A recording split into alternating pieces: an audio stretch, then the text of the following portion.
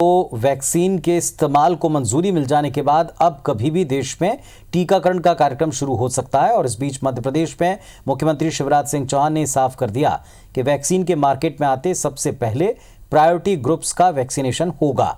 मध्य प्रदेश के सभी जिले कोविड-19 वैक्सीनेशन के लिए तैयार हैं। सभी प्रकार की व्यवस्थाएं कर ली गई हैं। मुख्यमंत्री ने कहा कि मैं पहले वैक्सीन नहीं लगवाऊंगा, मेरी बारी बाद में आनी चाहिए। पहले हम प्रायोरिटी ग्रुप्स का वैक्सीनेशन सुनिश्चित करेंगे, बाद में मेरा वैक्सीनेशन होगा। प्रदेश में कोरोना वैक्सीन के पहले चरण में 3,84,000 हेल्थ वर्कर्स का टीकाकरण होना है। सरकारी हेल्थ वर्कर्स के साथ साथ प्राइवेट डॉक्टर और हेल्थ वर्कर्स का टीकाकरण भी किया जाएगा। टीकाकरण प्लान के मुताबिक हर दिन 50,000 के करीब हेल्थ वर्कर्स को टीका लगेगा। पहले दौर के वैक्सीनेशन के लिए जिला अस्पताल, सिविल अस्पताल, प्राथमिक स्वास्थ्य केंद्र, आयुष संस्थाओं को बूथ के तौर पर इस्तेमाल किया जाना है।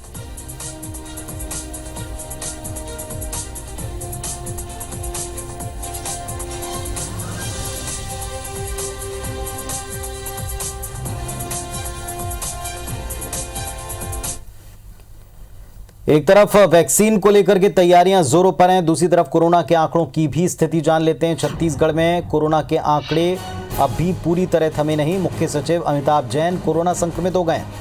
24 घंटे में पीसीसीएफ राकेश चतुर्वेदी समेत 714 नए केस सामने आए हैं।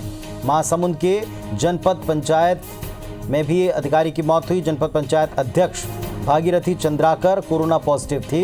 कोरोना पॉजिटिव होने पर एम्स रायपुर में उनको दाखिल करवाया गया। ड्राई रन के बाद अब वैक्सीनेशन के लिए प्रशासन तैयारी कर रहा है, लेकिन इन सब के बीच में खासोआम कोरोना पीड़ित हो रहे हैं। उनकी रिपोर्ट्स लगातार पॉजिटिव आ रही हैं। तो छत्तीसगढ़ में अभी भी कोरोना का कहर है। कोरोना अभी भी पूरी तरह से थमा नहीं है। मुख्य सचिव अमिताभ जैन कोरोना संक्रमित पाए गए हैं, कोरोना पॉजिटिव हो गए हैं। 24 घंटे में पीसीसीएफ राकेश चतुर्वेदी और कुल 714 केस प्रदेश में सामने आए। महासमुंद जनपद पंचायत अध्यक्ष की मौत हुई है। जनपद पंचायत अध्यक्ष भागीरथी चंद्राकर कोरोना पॉजिटिव थे। रायपुर एम्स में उनका इलाज चल रहा था।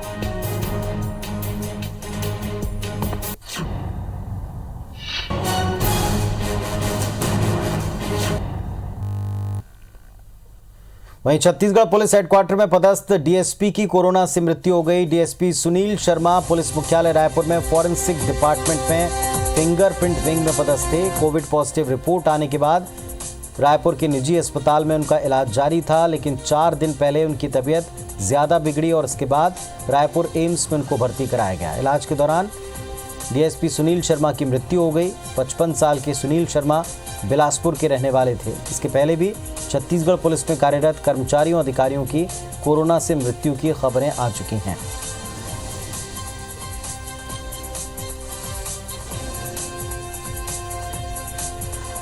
तो 700 से ऊपर केस जो पिछले 24 घंटे में सामने आए हैं, इसमें दुखद बात यह कि कई अधिकारी कोरोना पॉजिटिव पाए गए हैं और कुछ की मृत्यु हुई है।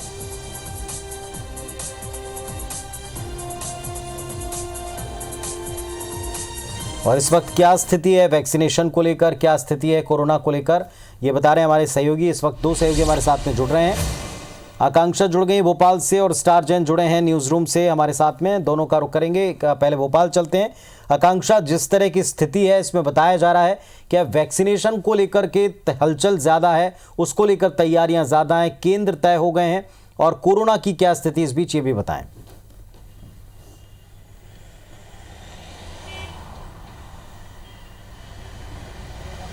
बिल्कुल पुनीत, देखिए पूरे देश में वैक्सीनेशन को लेकर हलचलें काफ़ी हैं। अगर हम सत्ता पक्ष और विपक्ष की बात करें तो दोनों ही तरफ से एक दूसरे पे बार बार हो रहे हैं वैक्सीनेशन को लेकर।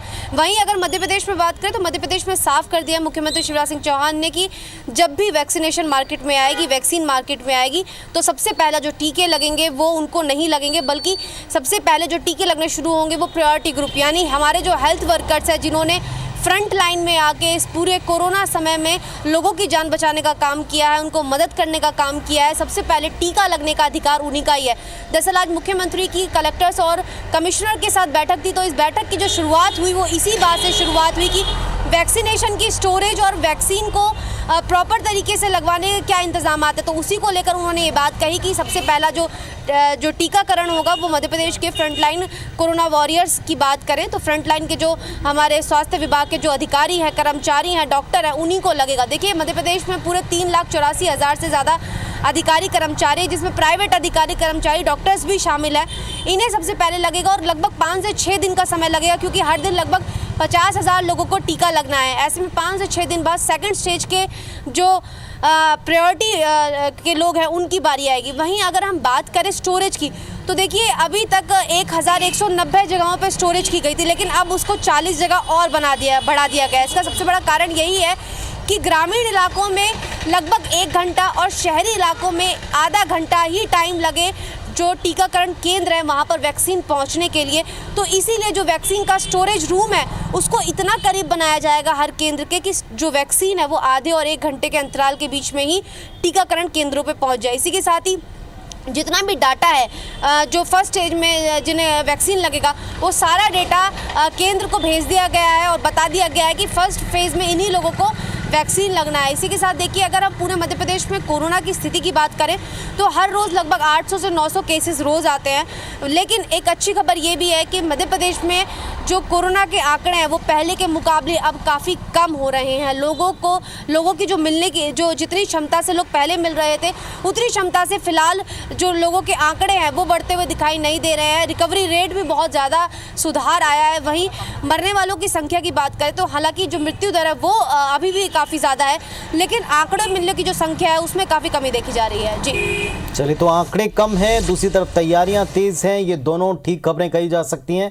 हालांकि अभी भी संक्रमण से खुद को बचाकर रखने की आवश्यकता है, क्योंकि मुख्यमंत्री भी स्पष्ट कर चुके हैं कि अभी पहले फेज में प्रायोरिटी ग्रुप्स जो हैं उन्हीं को ये वैक्सीन मिल पाएगा और अभी इसकी भी तैयारियां युद्ध स्तर पर हैं। स्टार के पास चलते हैं, न्यूज रूम हमारे साथ में जुड़े। स्टार, यहां सबसे चिंताजनक जो लगा खबरों में पढ़ के, कई अधिकारी, कई जनप्रतिनिधि अब भी पॉजिटिव हैं, आंकड़े अभी भी आ रहे हैं।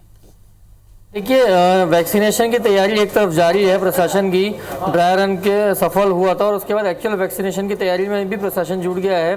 लगभग जनवरी के तीसरे हफ्ते के पहले शुरुआती दिनों में ही वैक्सीन आने की उम्मीद है, मतलब 14-15 जनवरी के आसपास। लेकिन वैक्सीनेशन के साथ साथ एक दूसरी जो समस्या है प्रशासन के लिए, स्वास्थ्य विभाग के लिए बनी हुई है, वो है कि जो डेथ रेट है वो हमारे यहाँ लगातार बढ़ रही है। और पिछले कुछ समय में देखें तो जो प्रशासनिक स्तर पर जो अधिकारी हैं वो ज़्यादा संक्रमित हो रहे हैं। ये एक और चिंता का विषय है। कल का जो ताज़ा मामला है जिसमें करीब 700 के करीब टोटल नए पॉजिटिव केस पूरे छत्तीसगढ़ में पाए गए, जिसमें मुख्य सचिव अमिताभ जैन, उनकी फैमिली, साथ ही साथ IFS जो PCCF राकेश चतुर्वेदी वो भी पॉजिटिव पाए। तो ये एक चिंता का विषय है। इसके साथ ही जैसे मैंने कहा कि मौत के आंकड़े लगातार बढ़ रहे हैं। एक जनप्रतिनिधि जनपद सदस्य, उनकी भी मौत हो गई कोरोना से।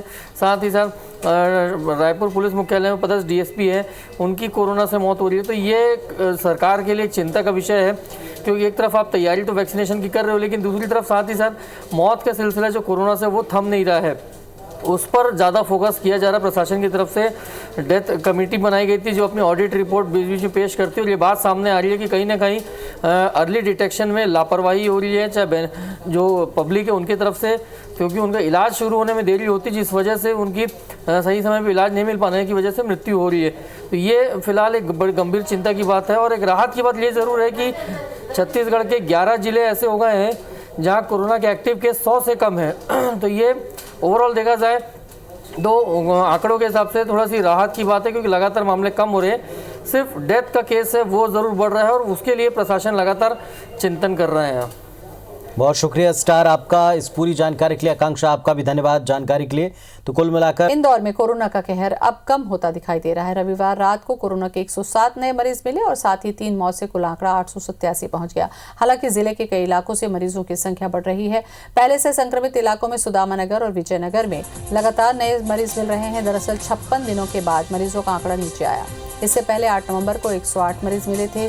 3 मौत में से 1 मौत सुवासरा के थाना प्रभारी रमेश चंद्र गौड़ की हुई। 55 साल के गौड़ फेफड़ों में गंभीर संक्रमण से अरविंदो अस्पताल में भर्ती थे। उनके बेटे में भी कोरोना संक्रमण की पुष्टि हुई। पिछले 9 महीने में स्वास्थ्य विभाग ने 6,77,775 सैंपलों की जांच की, जिनमें से अब तक 55,582 लोगों में संक्रमण मिला।